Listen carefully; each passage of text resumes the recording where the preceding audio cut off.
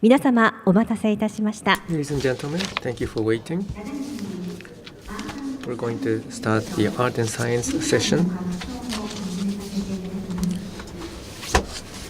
Human augmentation. And let me first introduce the speakers.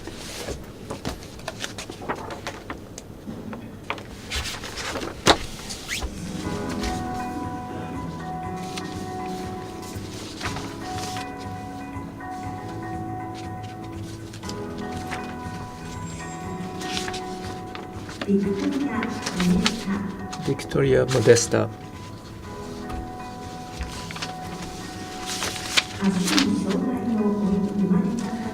An accident at birth left her with a damaged leg, and she had a voluntary amputation.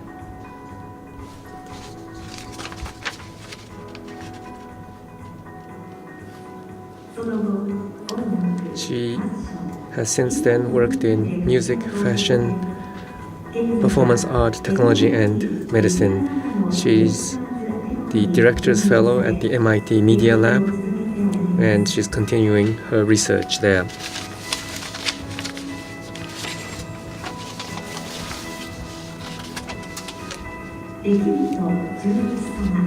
Mr. Jun Rekimoto,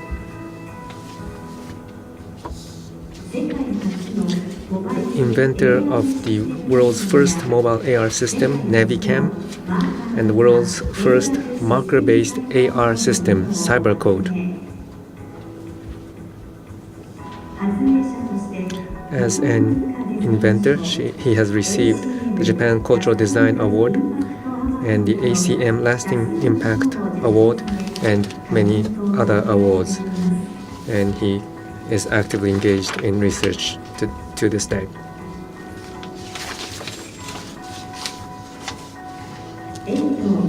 Mr. Ken Endo,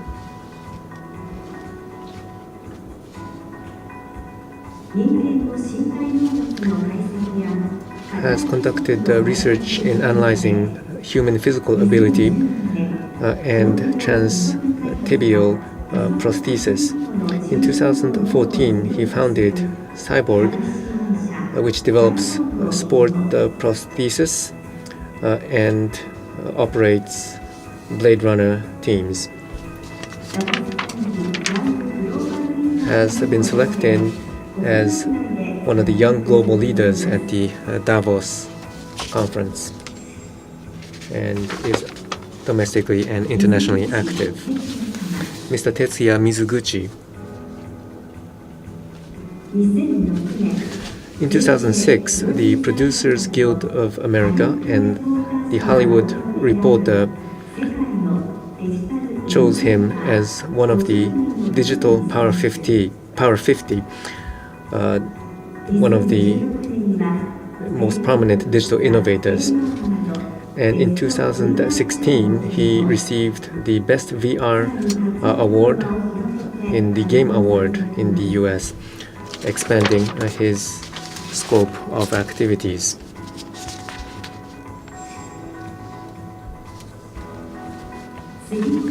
We have also Mr. Maki Sugimoto,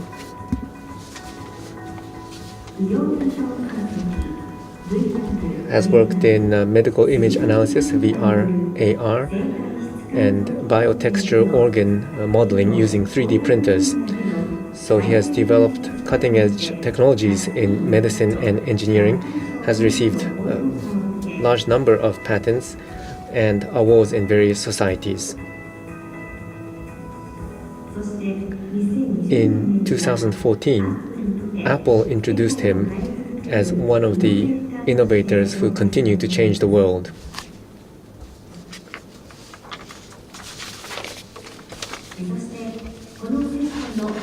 The moderator of this session, Director of MIT Media Lab, Mr. Joichi Ito, and also President and co-founder of Loftwork, Ms. Chiaki Hayashi. Mr. Ito, please.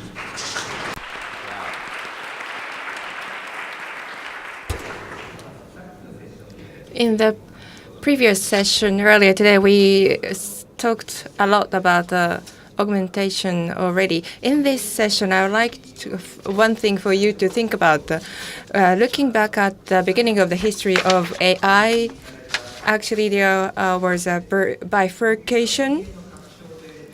One is a group of people who think that the computer evolves as an extension of human beings, and the other group believes that AI which is separate from a human being. So AI and augmented, there are two groups and two schools of thinking even as of today. So those people, there are the people who think that AI will exceed human beings, i.e. Human augmentation, and the other group believe that AI will be completely different, something different from the human beings. And in this session, we are going to talk about the human-centric design and the augmentation of brain as well as body. That will be, I believe, the main content of the presentations in this session. So out there, many people are excited and talking a lot about AI, but please just put it in a corner of your mind following this session. And so there will be a series of presentations, and Victoria is the first speaker, as we already heard the presentation earlier today, and then that will be followed by Dr. Rekimoto's presentation. So Victoria, over to you.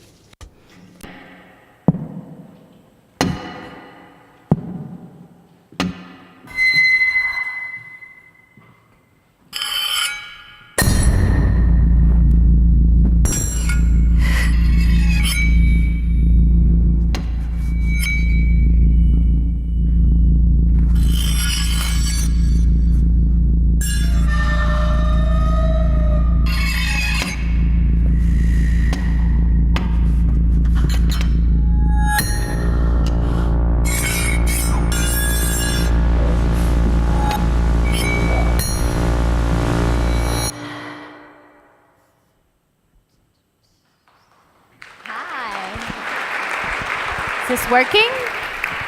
Okay, I guess it's working. Perfect. Hi, everyone. It's great to be in one of my favorite cities. So, where are we? There we go. So, going to something that Joey said at the very beginning,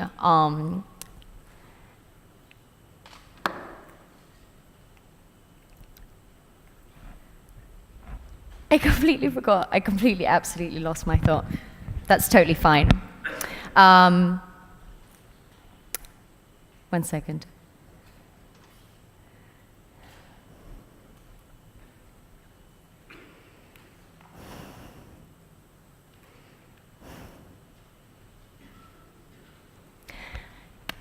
So, my journey started in an extremely personal way, and it became a lifelong experiment.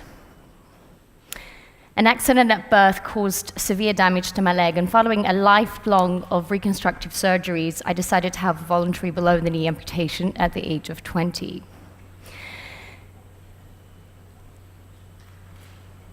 In the late 90s, I moved to London, where the creative scene was full of inspiration.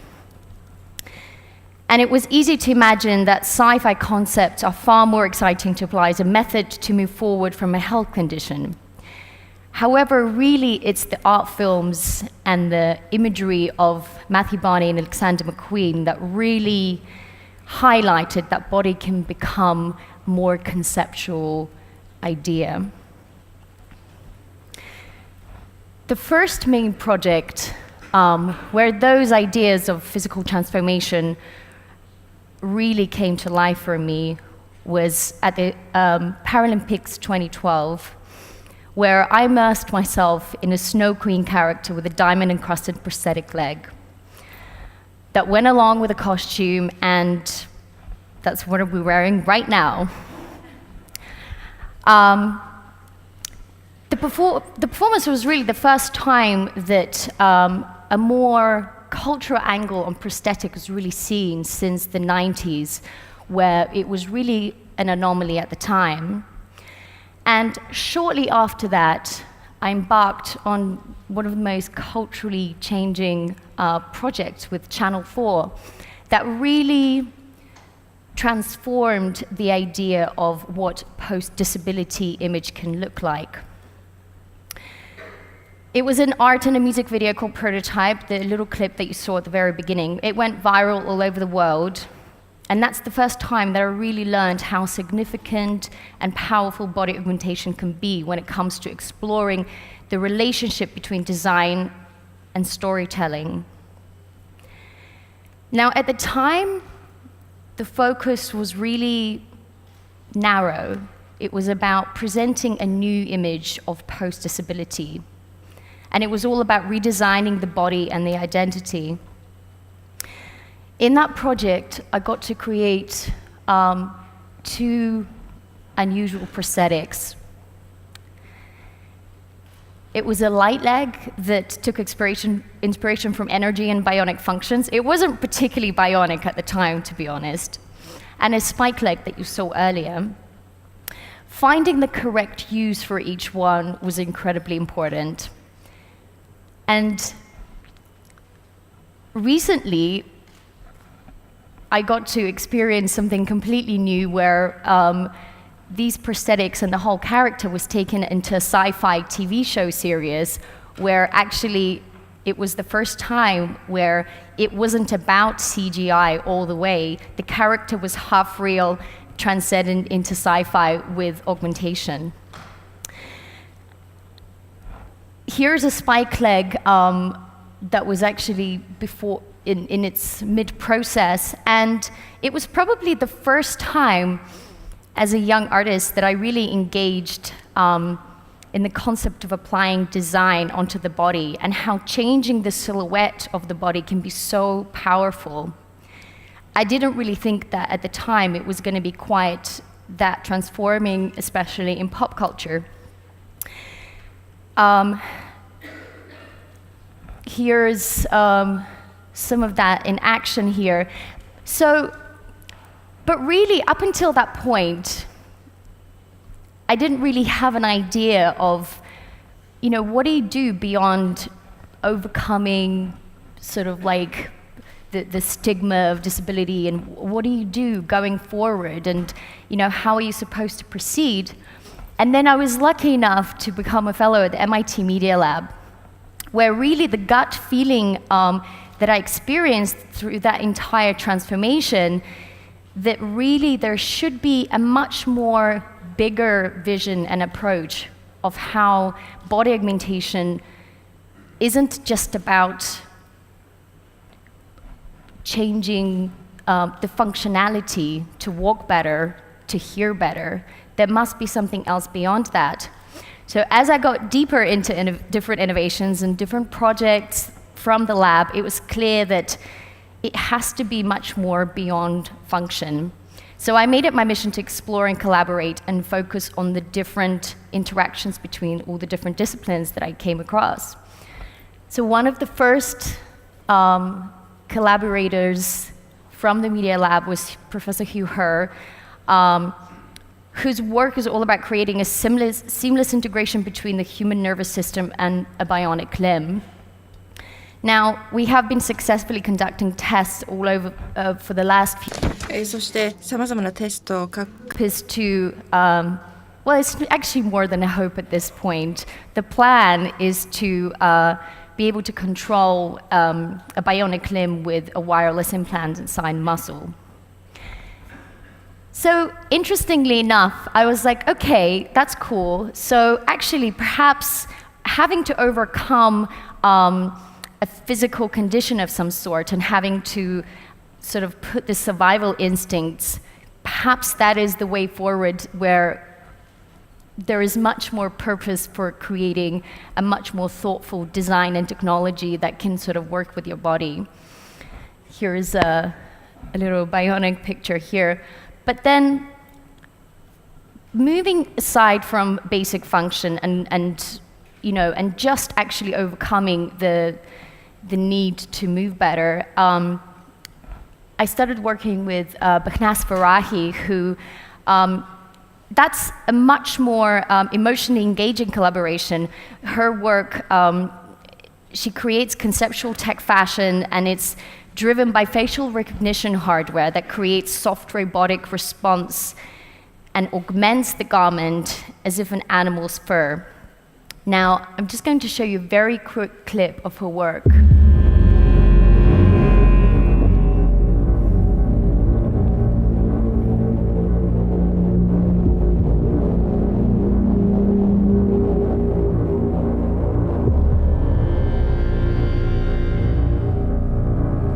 This piece is called Caress the Gaze. It recognizes when a human is looking at your chest area, and it responds according to the gaze.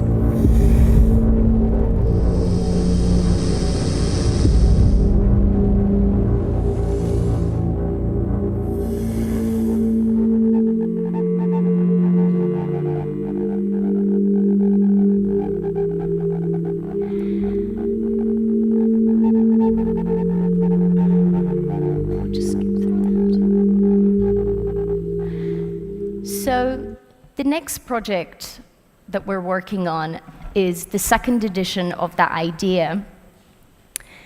And it's about introducing an extra dimension of mixed reality to the movement of the dress, but also soft robotics in the prosthetic. So our goal really is to create a fluid interaction of human emotions response, triggering augmented and physical and virtual reality that can literally cycle in a way that can be translated into performance, in a way that can really highlight the different dimensions. The other type of project, which has probably the most realized to date, is a different take on body augmentation. This time it's more through changing the architecture and the body image enhanced by technology. This project is called Sonifica. And unlike the medical focused and the more emotional response, this particular one is working with the architecture and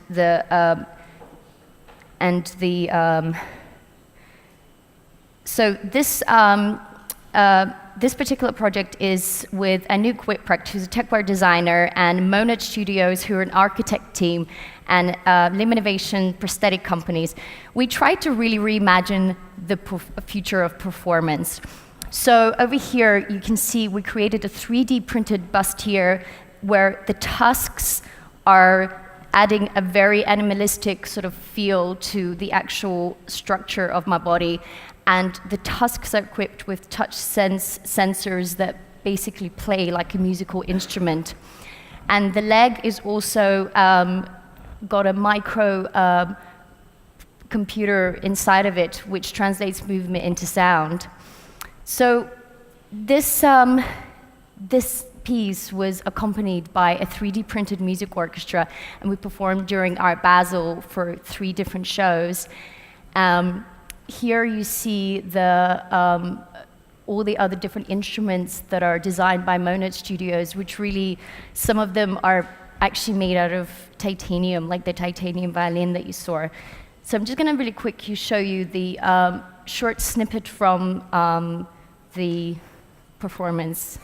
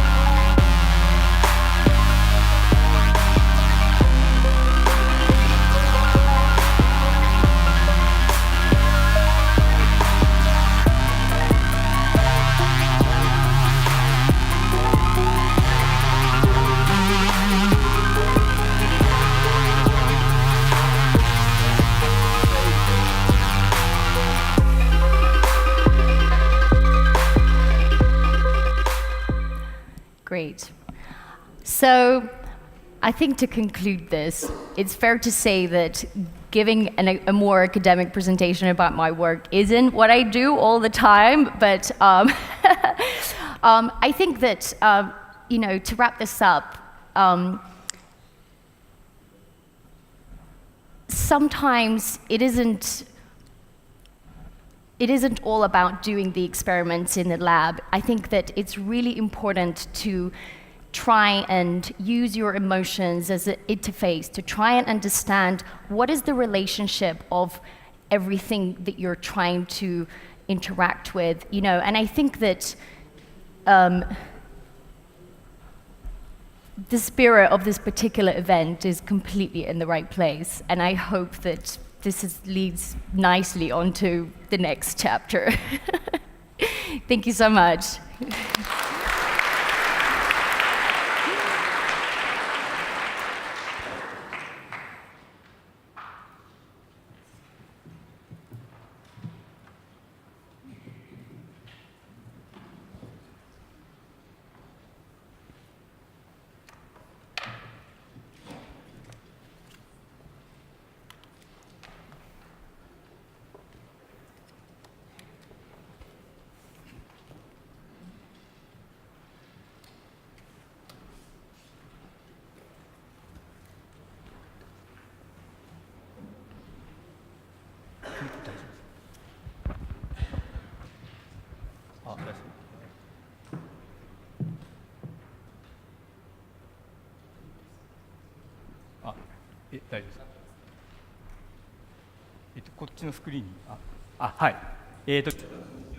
Good afternoon.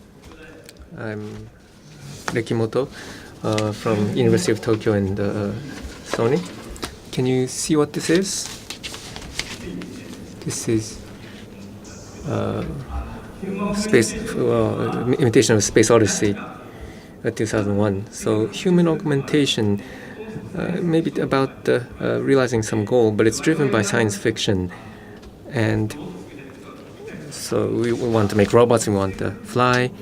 Those ideas are bound by SF, and Joey talked about AI and IA, and we have this worldview of the Atom Boy and Cyborgs 777, and many robot researchers became researchers because they liked Atom Boy, but I was into this cyborg comic, and robot has a very simple concept, make it similar to humans. So technology may be difficult, but the goal is simple. But the Cyborg 009 has about 9 patterns. So how to augment is not so obvious. Some may have better vision, some may fly. So what to augment is not obvious. So even in the comic world, Cyborg 009 and Atom Boy, very different. At the University of Tokyo, we're thinking about 4 types of augmentations. So existence, body, physical, perception, cognition. So these are the factors that we're thinking about. The other issue, human and AI, which is more smart? Well, are humans that smart to begin with, or that intelligent to begin with? This human being compared with other organism, are we that superior? That's not so obvious. And this past summer in my lab at the University of Tokyo, there was this beehive of this paper wasp, and so it looks like this. And so it's this architectural feature with these plates that makes it easy for the wasps to make this. And we are a Pokemon gym, and so there are a lot of people who come here, so we didn't want people to be stung. And if you look at bees or wasps, it's really impressive. Do you know how many neurons they have? About 1 million neurons. Now, in deep learning, you use more than 1 million neurons. So they are simpler animals, but they make these hives, and they have offspring. And you know, the worker bee, well, people say Japanese are the worker bees. but actually bees only work 6 or 7 hours a day. So what are we? How did we actually evolve is the question that arises. But if you look at the bees, they have about 1 million neurons, but they are so-called superorganism. So one individual not so strong, but they coordinate in this group. And so as a group, they live. So bees, ants. Well, earlier there was a TV program talking about the jellyfish working together. So these are organisms that work together. So we can look at the individuals, but we can also look at the groups and the whole. And so let's say we can augment individual human beings. You can augment self. That's one way to do it. But if the self is connected to the others, and the other may be the robot or the AI,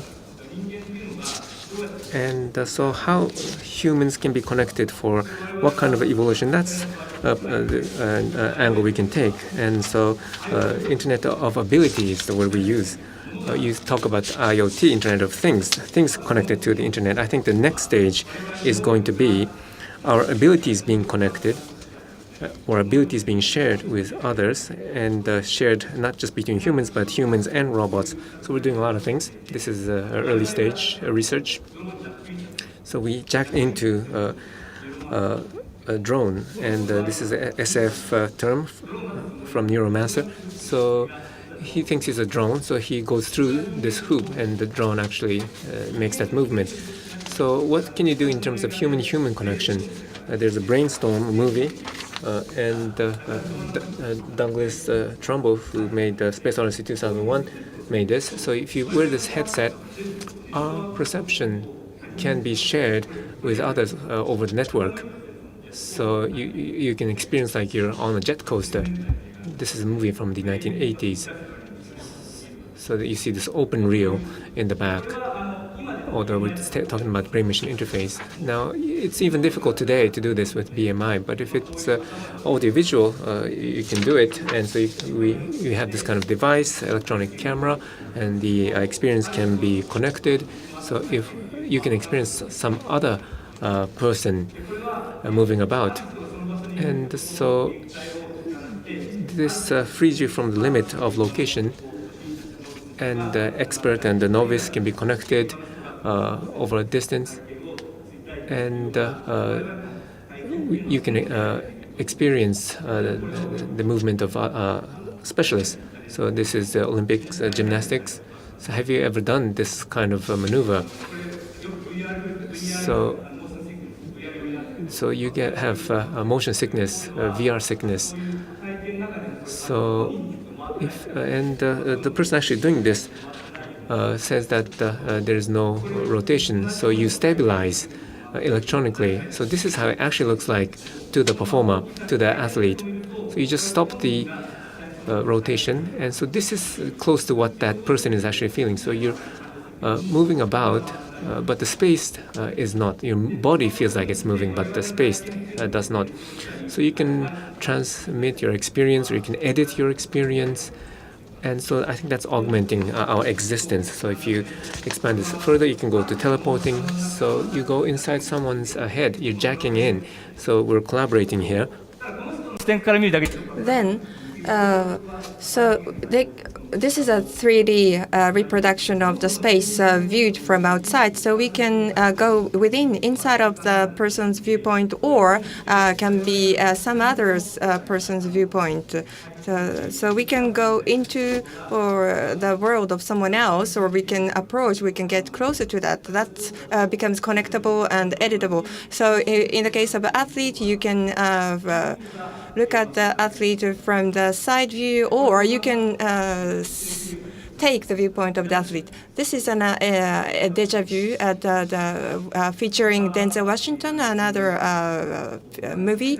This is like a Super Google Earth. And at a given time, at a given world, you can see through the glasses images of a selected timing point and the place. I think that will be quite possible in the near future. So I talked about the self and others, and I talked about a connection with the others that make disappearing the border of self, and the self can be someone else. Have you ever experienced of being out of body? I was swimming, and then I lost the control of my own body within the water, and I felt as if I was looking at my own body from the above. So the out of body, you are looking at your own body from outside as if you were a third party, and you can acquire abilities because you have your own self as well as you are looking at yourself from outside. So you can watch yourself with a drone or in a swimming pool, and this can be a drone which monitor your own form of sport as athlete, and that then beginners can obtain an appropriate form. And if you do the check-in with a coach, you can have a communication between a drone monitored movement and the coach. So you can do swimming, and with AR, this is a cursor, body cursor, which copies exactly your own movement, and you can watch it. Usually when you do yoga, for instance, you're thinking you are doing the right movement, but actually you're doing the wrong thing. But by utilizing separately a self and the other, you can watch the other, and you can also compare that with the teacher's model. That I think that's an ability acquisition as well. What is very important in human augmentation is that sometimes you can do that something really magically, but the process of acquisition of abilities, the process itself will be improving, and how to support becoming able to do something that you have not been able to do is very important. So this type of an approach is very important in our view, taking the other views, the other's viewpoint when you do sport. And maybe Mizuguchi-san is going to talk about the bodily senses, how to use them, and tactile is better to identify what is not accurately moving. So if there can be this type of tactile suit, a tactile ability acquisition can be improved as well. Once again, I would like to go back to the connection I talked about earlier. We wanted to be connected to computers always in order to augment our abilities, and Google glasses or glass type of displays are recommended to wear. Oftentimes, I think it's difficult to do that constantly, but I focused on the sound. This is about the bone conduction. Behind your ears, there are flat parts, and you can attach this type of attachment. And well, the piece can be quite large in size. However, onto the skin, if you attach only the magnet piece directly, you can do the conduction through a magnetic power, or you can embed the piece into bone. Then, without going through the auditive drum, you can hear the sound. Do you recognize this mastoid process, which is an but which is pointed? However, right behind that, there are flat spaces. This is a God-given spaces to attach this type of device. So you can very stably attach this type of pieces. The Google Home is now commercially available at the very long last in Japan as well. And so you can communicate and with that type of AI with these pieces, and you can more directly connect your own ability and the computer's abilities, and it can be quite invisible because it's just behind your ears, and your auditive drums are independent from this. So maybe you can have a very subtle communication constantly, always with the computers, possibly. So that it can be the connection of humans and computers, resulting in human augmentation. So going back to science fiction, well, this can be another vision of the world. And our brain has been constantly evolving. The neocortex is the most recent part in our evolution here. But the next layer of cortex with the type of the connection I talked about can be possible. Is this better for this cortex to have as many wrinkles as possible, as Dr. Ito mentioned? We are not yet sure about that, but it can be a hybrid cortex. So it is rather than an evolution process. We achieved the stage of Homo sapiens in evolution. So next stage, Homo cyberneticus. There can be pros and cons possibly, but I believe that there will be a transformation of the scale which had never happened yet in evolution so far. Thank you very much. そしてモデス Mr. Rekimoto and Ms. Modesta, thank you very much for your presentations. Now we're going to split into Modesta team and Rekimoto team, two teams, and we're going to have discussions.